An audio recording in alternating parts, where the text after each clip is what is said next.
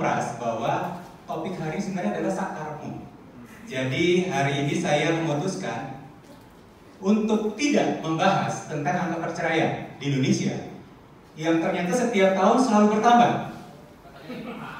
Nggak membahas ini emang. Saya tidak niat untuk bahas ini sama sekali. Ya, saya juga tidak berniat untuk membahas tingkat peningkatannya minimal 3% per tahun. Nggak membahas sama sekali. Loh, kan sakarmu, bener ya Pak Pras ya? Saya sama sekali nggak mau bahas. Ya, saya juga nggak mau bahas bahwa tingkat perceraian Indonesia adalah 1 dibandingkan 10. Nggak mau bahas sama sekali. Itu dulu. Maksudnya apa? Dari 10 orang yang menikah, 1 cerai. Silakan berhitung. Tapi itu dulu. Mau tahu data yang sekarang? Tapi saya nggak mau bahas. Percuma gitu loh. Nah, sayangnya sekarang sih panas banget bahas di Jawa Barat. Tingkat rasionya adalah 1:5. Dari 5 yang menikah, 1 cerai. Data dari Biro Pusat Statistik 2019. BPS. Ya, Jawa Tengah 1:4. Saya nggak mau bahas loh. Apalagi Jawa Timur 1:3. Saya juga nggak mau bahas. Jangan dibahas. Manas bahasnya. Nggak enak banget soalnya.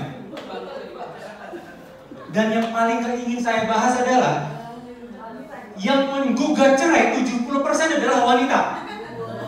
Wahai para laki-laki, masih ada di tangan wanita.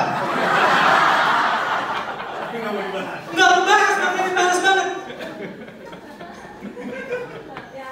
Ya, agak sesek ya bahasanya. Nah, kayaknya ingin kita bisa bahas. Gak usah ya. Dan yang paling males dibahas adalah yang tadi terakhir langsung hilang. Dari BKKBN, ternyata Indonesia pernah memuncaki posisi tingkat perceraian tertinggi di Asia Pasifik. Itu bagian ya. Makanya males bahas gitu loh. Sepakat kalau kita nggak perlu bahas ya. Nggak usah. Rausah. Nggak penting. Terus apa yang mau dibahas hari ini? Saya cuma bahas sharing aja. Sharing dalam perjalanan saya selama memberikan konseling. Ya, sharing dari kisah-kisah klien saya yang usianya rata-rata 30 sampai 45 tahun. Ada yang masuk dalam rentang usia ini? Nggak usah dibahas. Oh, nggak usah dibahas. Nggak yang jauh nih soalnya.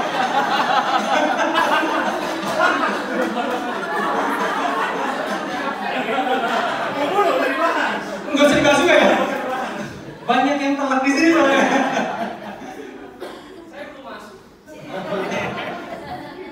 Jadi saya hanya ingin sharing, tidak ingin melakukan generalisasi.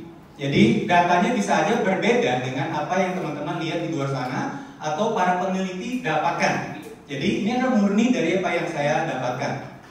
Apa di sini? Kalau ditanya oleh wartawan, ditanya dalam waktu seminar, training, workshop, ditanya apa sih penyebab masalah dalam sebuah relationship dalam pernikahan? Apa sih yang bikin orang mau menggugat cerai? Ya, itu banyak banget penyebabnya. Tapi kita bikin sederhana deh. Ada beberapa faktor. KDRT, ya, kekerasan dalam rumah tangga. Oke, apa lagi? KDRW. Oh, RW. Lebih luas skopnya berarti ya. Belum kamerahan gitu ya. Masalah komunikasi, ya, ngomong A terjemahannya B, bener nggak? Itu yang saya alami beserta istri bertahun-tahun. Masalah komunikasi, apa lagi? Masalah keuangan, topiknya bagus, sudah habis dibahas, selesai semuanya. Apa lagi?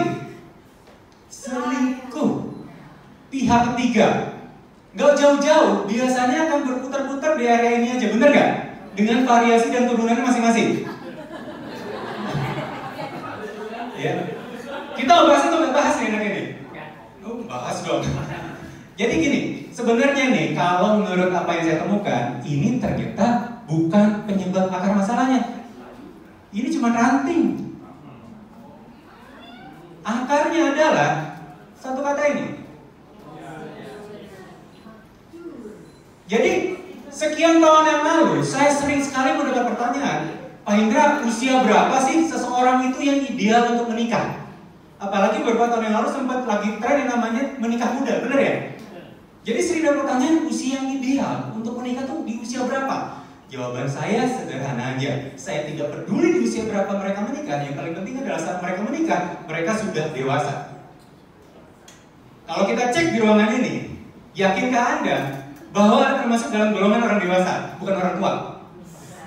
Bukan orang yang sudah tua atau berumur, tapi orang yang sudah dewasa.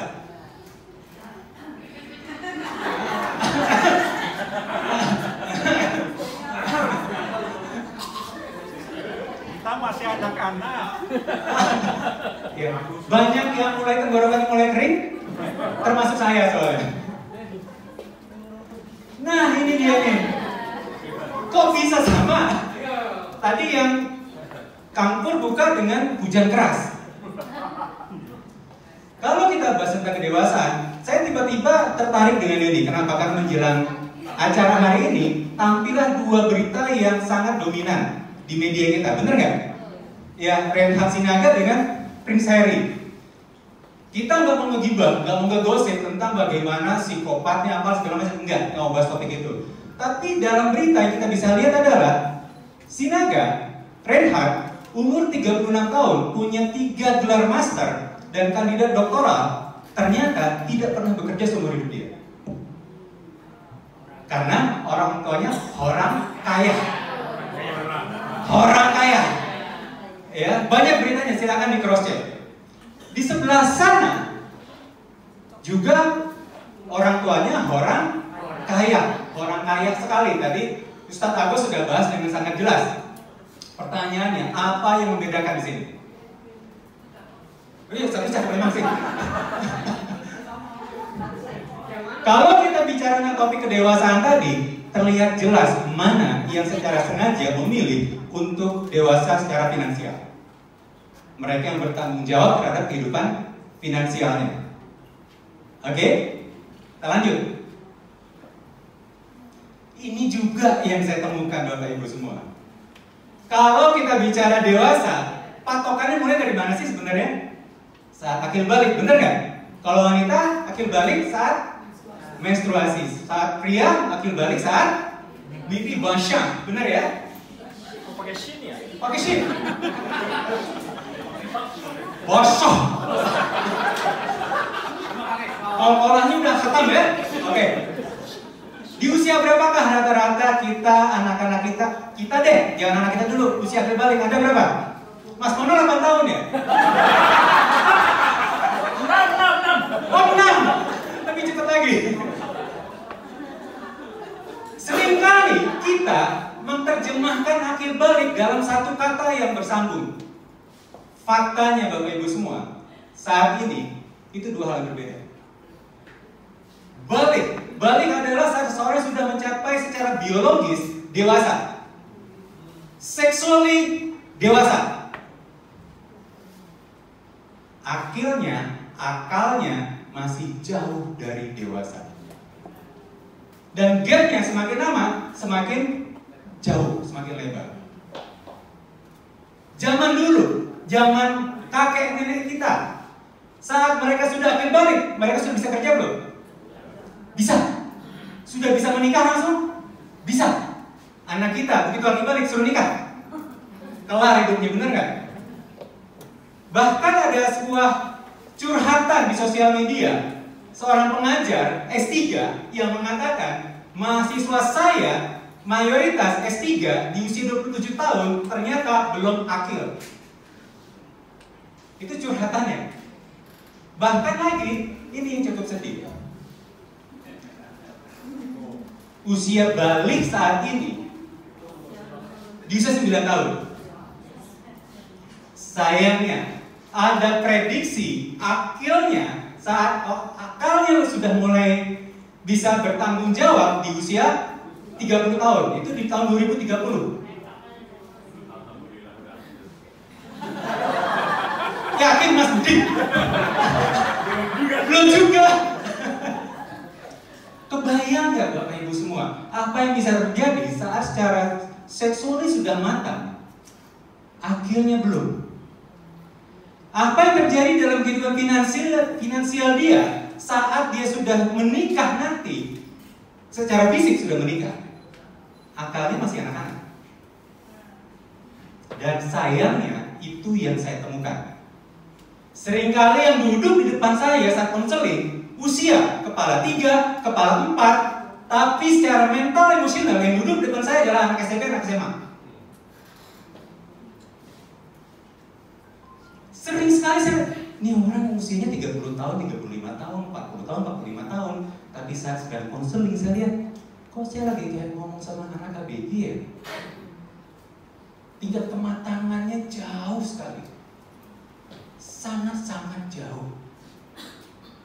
Dan semakin kesini, karena ini adalah outlook, semakin kesini, tren itu semakin lama semakin kuat saya dapatkan. Sekali lagi, saya tidak ingin melakukan generalisasi, ini adalah temuan yang saya temukan dalam konseling saya sehari-hari. Pernah dengar tentang sindrom Peter Pan Cinderella Syndrome? Ya, semakin banyak yang seperti ini sekarang, di mana anak laki-laki menolak untuk dewasa dalam bawah sadarnya dia. Masih ingin senang-senang, masih ingin bermain, masih ingin me time, masih pengen bisa hang out sama teman-temannya, masih pengen punya uang kenakalan buat dia. Saya nggak nyindir siapa-siapa loh di sini.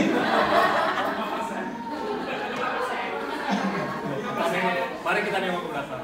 Dan yang wanita, sindrom Cinderella, ingin dibahagiakan, ingin dimanja, ingin ditinggikan, ingin semua. Kebayang nggak?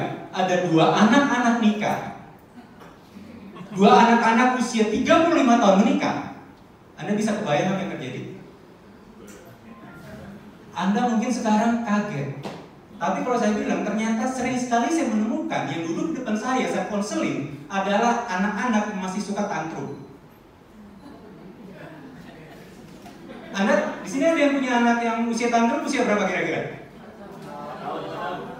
Balita. Benar ya? Kalau tantrum itu ngapain? Kalau udah marah, marah aja. Mau nangis, nangis aja. Kalau mau ngotot, ngotot aja. Pokoknya. So, saya lihat. Dan itu banyak saya temukan dalam memberikan konseling. Saat menikah, impiannya adalah membangun keluarga yang sakinah, mawadah, warahmah. Kita nggak usah bahas yang mawadah, warahmahnya. Kita bahas tentang sakinahnya. Tahukah Anda arti kata sakinah? Sakinah adalah yang namanya ketenangan, perasaan nyaman. Jadi setelah berkeluarga mendapatkan ketenangan, perasaan nyaman dalam berumah tangga. Ternyata saya belakangan baru dapat ilmunya lagi. Ternyata kata sakinah spesifik dipilih adalah suasana state perasaan tenang, suasana tenang, suasana nyaman setelah adanya turbulensi. Jadi sebenarnya sudah ada pesannya secara khusus dalam bahasa Arab sakinah tersebut, bahwa yang namanya ketenangan dalam rumah tangga adalah paket yang akan Anda dapatkan setelah mengalami turbulensi terlebih dahulu, setelah ada badainya terlebih dahulu. Pertanyaan saya, berapa banyak orang yang menikah paham arti kata sakinah itu? Langsung pengen happy. Tahukah Anda berapa banyak yang konseling ke saya ngomong seperti ini? Pak Indra, saya sebenarnya mintanya nggak banyak, saya ingin itu nggak banyak, saya hanya ingin bahagia. Kebayang nggak Bu, saya pengen toyersnya? Maksud lo? Suruh ikut kelas provokasi. Yes! Otak terburai. Otak terburai.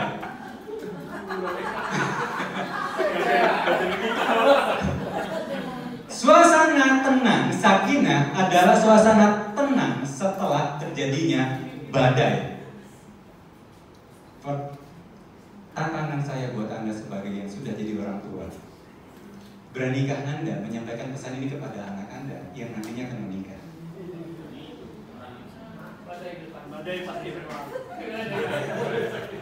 Apalagi ciri-ciri dewasa bisa kita lihat.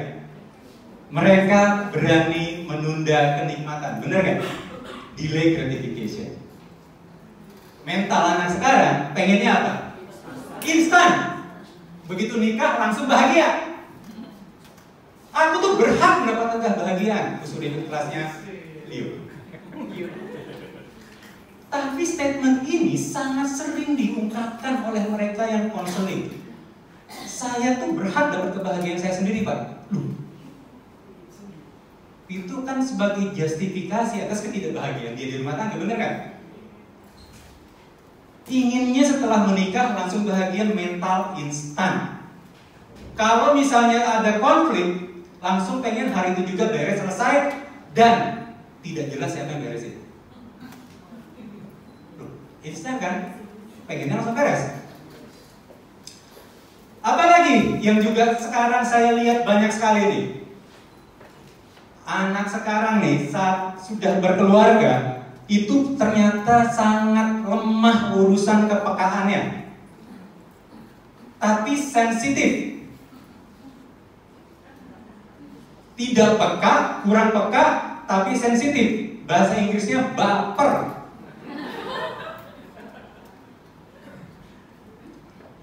Beda ini antara sensibel dengan sensitif. Somebody who has good sense is reasonable and does the best thing in most situations. Oke, orang yang peka itu tahu mesti ngapain, bener kan? Kalau sensitif, emosi aja diikutin. Ujung-ujungnya topiknya Leo, bener ya? Be responsible. Kebahagiaan dalam pernikahan tanggung jawab siapa? Kalau Anda masih menjadi tanggung jawab bersama, Anda perlu receipt plus Q. Ya, langsung marketing, operasi. Kebahagiaan dalam pernikahan adalah tanggung jawab Anda, bukan tanggung jawab bersama. Mereka yang menikah seringkali mengatakan seperti ini, saya ingin bahagia. Sebenarnya yang dia maksud adalah saya ingin dibahagiakan, bener gak? Biasanya yang menikah, orang yang kayak gini menikahnya dengan orang yang juga ingin dibahagiakan. Kebayang gak? Si suami ingin dibahagiakan, si istri ingin dibahagiakan. Datanglah yang menawarkan kebahagiaan. Hai.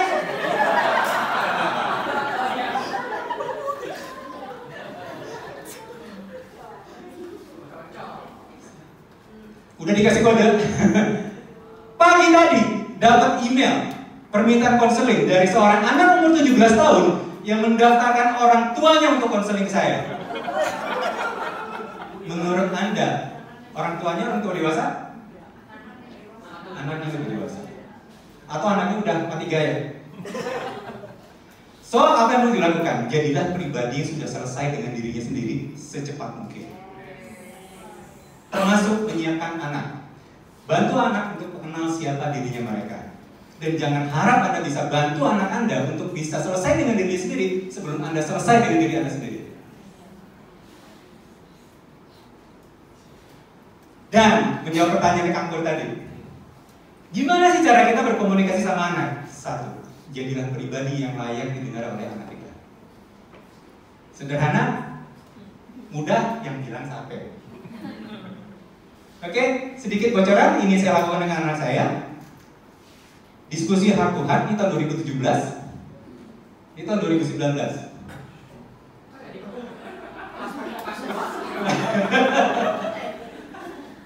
Kenapa? Fokus kepada anak. Karena anak adalah warisan yang akan kita tinggalkan di muka bumi ini, di mana kita sendiri tidak bisa melihat hasilnya nanti. Terima kasih sudah mendengarkan saya. Assalamualaikum warahmatullahi wabarakatuh. Terima kasih Coach Novelty.